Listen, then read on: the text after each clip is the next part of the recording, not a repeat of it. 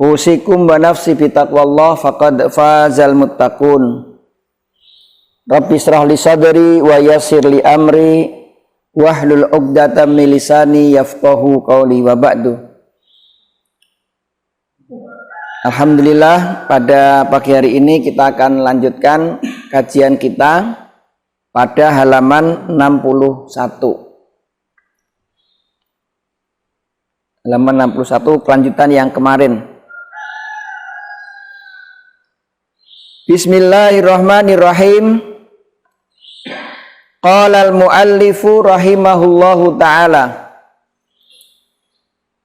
wal mar'atu tadummu ba'daha ila ba' wa tahfidu sautaha bihadratir rijal al-ajanib wa idza nabaha syai'un fis salati saffaqat wa jami'u badanil hurrati auratun illa wajhaha wa kaffaiha wal ammatu karrajul. Adapun wanita, perbedaannya dengan laki-laki di dalam sholat, tadummu ba'daha ila ba'din, anggota badannya itu dipertemukan bagian satu dengan bagian yang lain. Wa tahfidu sautaha, dan memelankan, merendahkan suaranya, bihadratir rijal al-ajanib, dengan datangnya laki-laki asing. Laki-laki asing ini maksudnya laki-laki yang bukan mahram ya. Wa idza nabaha syai'un fis salati saffaqat, dan jika ragu-ragu dan jika memberikan peringatan, memberikan pemberitahuan kalau ada kesalahan atau keraguan di dalam sholat, saffaqat, maka dia menepuk tangannya. Wa jami'u badanihil hurrati auratun illa wajhaha wa kaffaiha, dan seluruh badannya wanita yang merdeka itu aurat kecuali wajahnya dan kedua telapak tangannya. Wal amatu karrajul, dan budak wanita itu aurat dalam sholat seperti laki-laki. Sekarang kita lihat penjelasannya dalam kitab ini. Kita lihat nomor 3. Rawal Baihaqi annahu sallallahu alaihi wasallam marra alam ra'ataini tusalliyani, bahwasanya Nabi sallallahu alaihi wasallam melewati dua orang wanita yang sedang sholat. Ada dua orang wanita yang sedang sholat. Faqala, kemudian beliau bersabda, idza sajadtuma fadumma ba'dal lahmi ilal ard, jika kalian berdua sholat, fadumma, maka gabungkanlah, ba'dal lahmi ilal ard, sebagian daging ke tanah atau ke bumi. Fa innal mar'ata laisat fi dzalika karrajul, karena wanita itu, sesungguhnya wanita itu tidak sama dalam hal sujud dengan laki-laki. Jadi kalau nanti kita lihat dalam kitab Fathul Qorib ini juga syarahnya Matan Abu Suja itu, yang dimaksud dengan maka gabungkanlah daging ke tanah itu, maksudnya apa? Gabungkanlah antara perut dengan paha. Jadi gabungkanlah perut dengan paha. Artinya ke tanah itu kan berarti dekat.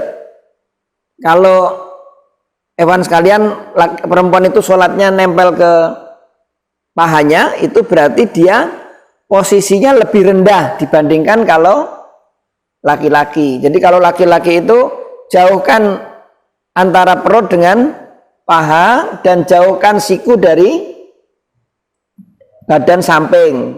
Gitu. Berarti kalau perempuan dekatkan atau tempelkan perut dengan paha dan gabungkan siku dengan sampingnya, dengan badan bagian samping.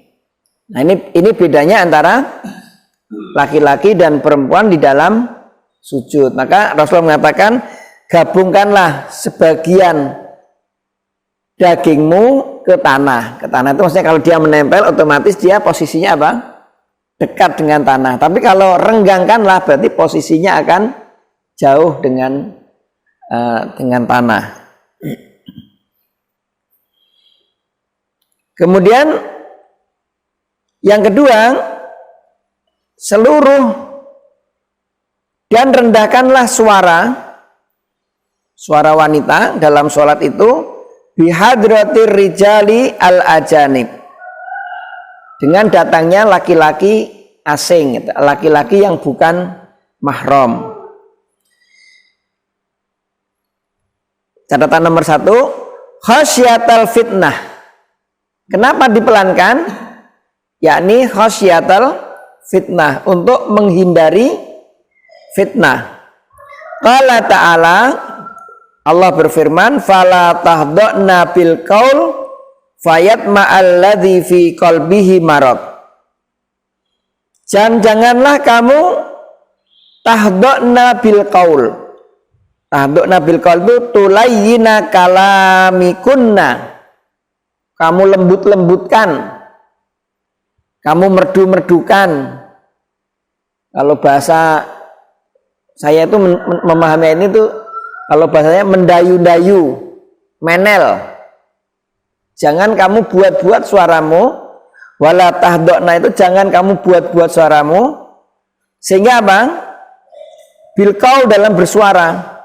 Fayat ma'alladzi fi qalbihi marad, sehingga nanti orang laki-laki yang ada penyakit hatinya itu merasa senang menikmati suaramu.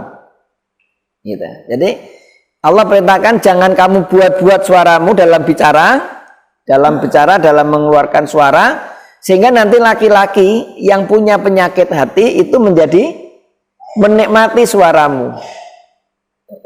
Makanya kalau ada laki-laki dan perempuan itu kalau bicara ya secukupnya aja, bukan ketawa ketiwi dengan wanita ajanib, laki-laki ajanib. Ya. Kenapa? Nanti membuat sakit bagi orang lawan jenisnya. Tahdha'na bil qaul ay tulayyinu kalamikunna, yaitu melembut-lembutkan ucapan kalian. Marad fusuku qalbi wara', yaitu penyakit hati. Al-marad itu adalah penyakit hati, tergoda. Wa hadza yadullu ala anna sautal mar'ah qad yasirul fitnah. Ini menunjukkan bahwa suara wanita itu bisa menyebabkan fitnah. Tentu fitnahnya bagi siapa? Kaum laki-laki. Maka Rasulullah Shallallahu Alaihi Wasallam itu mengingatkan, tidak ada fitnah yang lebih berat bagi kaumku laki-laki kecuali wanita. Kalau ibarat panah, kata Nabi, itu kalau godaan itu banyak, maka wanita itu bagi laki-laki itu ibarat anak panah setan yang kalau dilepaskan hampir tidak ada yang bisa selamat darinya. Jadi kalau anak panah itu dilepaskan oleh pemiliknya, yaitu para setan, anak panahnya perempuan, maka hampir-hampir tidak ada laki-laki yang selamat dari fitnahnya wanita. Jadi bagi siapa aja, termasuk kita, saya juga yang lain-lain, berhati-hati dari ittaqu fitnatan nisa. Berhati-hatilah kamu dengan fitnahnya para wanita. fayutlabu minha khafdus sauti bihadratil ajanib. Ini berarti wanita diperintahkan untuk merendahkan suaranya kalau ada laki-laki asing yang datang. Dalam qiraatul Quran juga. Sekarang yang nomor 3, wa idza nabaha syai'un fis shalah saffaqat. Idza nabahu syai'un fis shalah saffaqat. Kalau memperingatkan dalam sholat yang ragu-ragu atau salah, maka dengan cara saffaqat, menepuk, bertepuk tangan. Bertepuk tangan itu maksudnya memukulkan tangannya bagian kanan, seperti penjelasan saya kemarin, ke punggung tangan kiri. Jadi begini, jadi bukan tepuk tangan begini, tapi ya, walaupun sama-sama ada suaranya, tapi yang ditepuk bagian dalam tangan kanan menepuk bagian atas tangan kiri. Ya.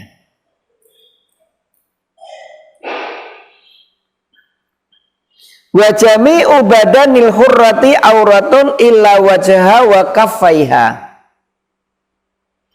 Dan seluruh badan wanita merdeka aurat kecuali wajahnya dan kedua telapak tangannya. Liqauli ta'ala wala yubdina zinatahunna illa ma dhahara minha. Dan janganlah para wanita itu menampakkan perhiasannya kecuali yang biasa nampak darinya. Wal masyhuru indal jumhur, yang paling populer di kalangan para jumhur ulama itu, annal murad bizinah mawadhi'iha. Yang dimaksud dengan perhiasan di situ, dan janganlah kalian menampakkan perhiasan kecuali yang biasa nampak darinya. Mawadhi'iha, yang dimaksud adalah tempatnya. Jadi kalau cincin itu tempatnya di mana? Ya, di jari manis. Kalau gelang itu tempatnya di mana? Ya, di pergelangan tangan atau di pergelangan kaki. Karena ada sebagian kaum wanita itu pakai gelang itu gelang kaki rupanya. Kalau nanti ada larangan dan janganlah kamu menghentakkan kakimu itu, karena sebagian wanita Arab itu memakai gelang itu ada di kaki. Kalau ada laki-laki lewat atau dia ingin menarik perhatian laki-laki itu apa? Dengan cara menghentak-hentakkan atau menggerak-gerakkan kakinya supaya tahu, oh di kakinya itu ada gelangnya gitu. Ada gelangnya. Jadi yang dimaksud dengan perhiasan di situ adalah tempatnya. Tempatnya cincin ya di jari manis, tempatnya apa? Tempatnya gelang itu ya di pergelangan. Kalau tempatnya kalung ya di leher. Kalau tempatnya anting-anting ya di telinga sama di hidung gitu. Sekarang ada nih, anting-anting di hidung. Itu punkers ya. Atau di jidat gitu. Sekarang ada anting-anting di jidat, atau ada pernah lihat di TV itu anting-anting seluruh wajah terbanyak di dunia. Naudzubillah min. Gimana sholatnya itu? Kalau dalam Islam itu udah nggak masuk akal tuh. Tapi itu nyatanya ada dalam kehidupan dunia. Seluruh wajahnya dianting-antingi, terbanyak, jadi bangga. Anting-anting terbanyak di dunia. Ya malah elek. Pengennya spektakuler tapi justru malah mengerikan. Jadi yang dimaksud dengan perhiasan di situ adalah mawadhi'iha, yaitu tempat meletakkan perhiasan itu. Wa ma dhahara minha, dan apa yang biasa nampak darinya, huwal wajhu wal kaffan, yaitu wajah dan dua telapak tangan. Rawa Abu Dawud wa ghairihi, diriwayatkan oleh Imam Abu Dawud dan yang lainnya, an Ummi Salamah radhiyallahu anha dari Ummi Salamah radhiyallahu anha, annaha sa'alatin Nabi sallallahu alaihi wasallam. Nabi pernah ditanya, beliau pernah bertanya kepada Nabi sallallahu alaihi wasallam, atusallil mar'atu fi dir'in wa khimarin wa laisa 'alaiha izarun?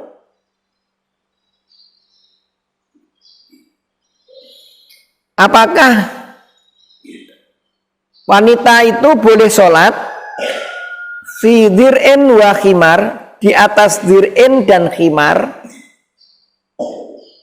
wa laisa 'alaiha izar, karena dia tidak memiliki izar? Itu ada 3 jenis pakaian. Pertama dir'in, kedua khimarin, ketiga izar. Qala idza kana dzir'u sabighan. Nabi menjawab, boleh kalau dzir'innya itu sabighan, panjang. Pakaiannya itu panjang. Dzir'innya tadi itu panjang ya. Yughdi duhura qadamaihi, yang menutupi kedua kakinya, yang bisa menutupi kedua kakinya. Dzir'un artinya dzir'un itu adalah qamisul mar'atil lati yughti badaniha wa rijlaiha. Yang dimaksud dengan dzir'un tadi itu, dir'un tadi kan ada 3 pakaian. Pertama dir'un, kedua khimar, ketiga izar. Nah, dir'un itu adalah gamis, pakaian wanita yang bagian bawah. Alladzi yughti badaniha, yang menutupi badannya. Warijlaiha, dan kedua kakinya. Berarti itu pakaian wanita yang bagian bawah itu bisa disebut dengan apa? Dir'un. Syaratnya apa kalau boleh itu? Kata Nabi boleh selama apa? Pakaian itu sabigon, luas, artinya tidak sempit, tidak ketat. Nah, ini memang masalah itu kalau pakai baju ketat itu. Makanya kalau ummahat kita ini pakai baju gamis, langsung sholat pakai gamis kita itu boleh enggak? Nah, ini jawabannya boleh selama itu sabigon yughti duhura qadamaihi, bisa menutupi kedua kakinya. Nah,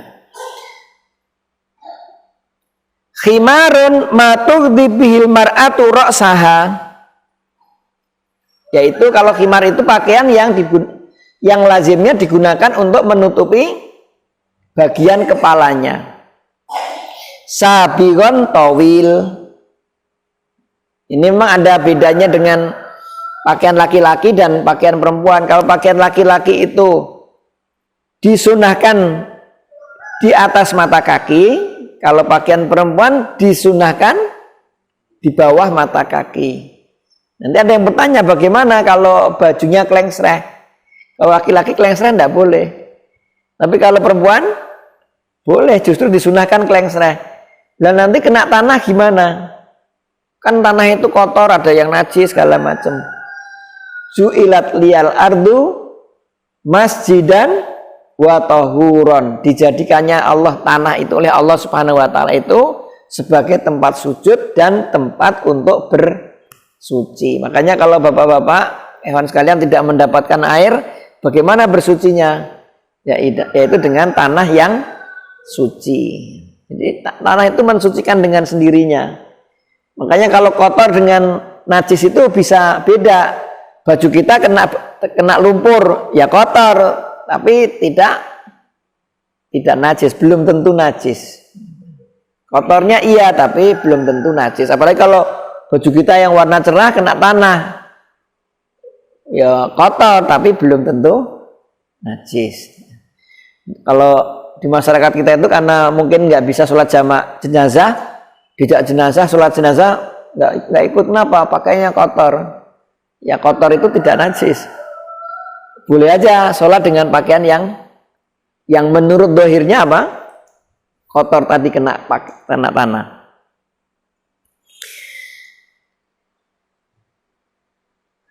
Wa wadih idza ghata dhahuru qadamai halal qiyam war ruku'